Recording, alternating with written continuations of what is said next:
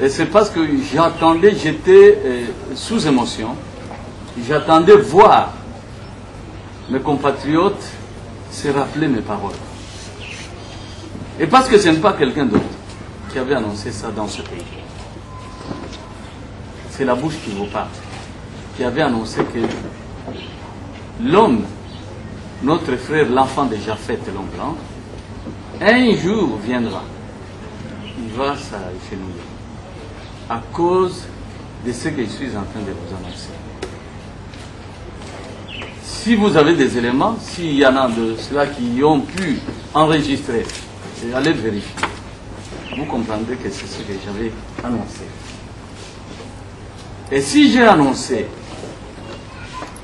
la mise au point de mon intervention ici, c'est quoi?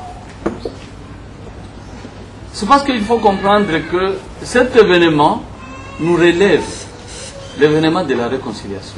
C'est un événement heureux pour l'homme congolais, pour ne pas dire que pour tout Africain.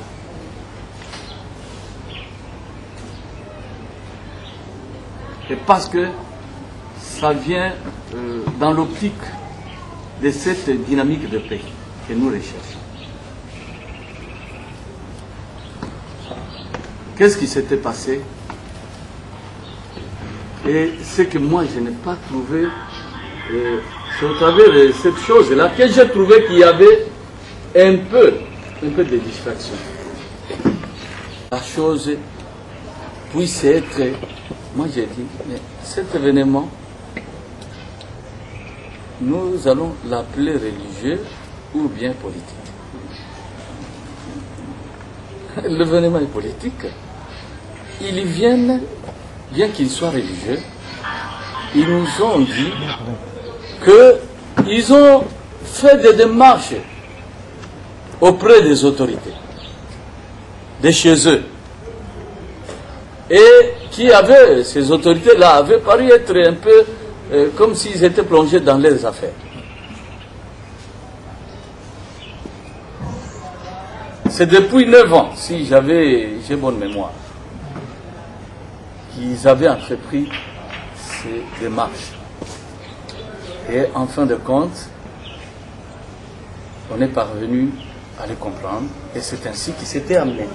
Et en s'emmenant, ils se sont présentés au devant de ce peuple congolais qu'ils ont martyrisé avec la Bible en main. En disant quoi? En disant, c'est avec ça que nous vous avons colonisé, en tronquant l'évangile. C'est-à-dire, on n'a pas été fidèle. On ne vous a pas apporté l'évangile qui est le véritable.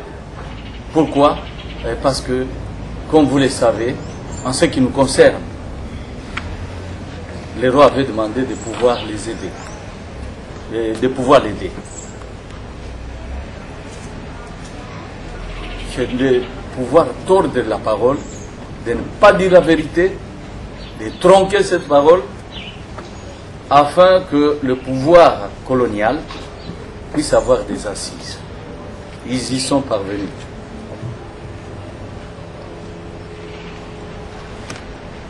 Ils ont pleuré amèrement. C'était sur l'écran des télévisions que toute la nation avait suivi, surtout Digital Congo.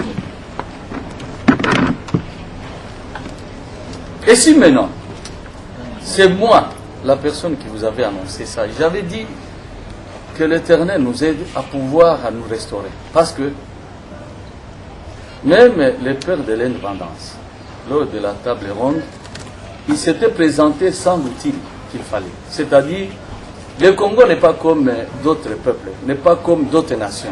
Le Congo a une lettre de créance de par l'Éternel Dieu, de par nos ancêtres. Cette lettre de créance, c'est la prophétie. Nous ne pouvons jamais évoluer, nous développer, sans nous accrocher à la prophétie. Et donc, c'était déjà un mauvais départ.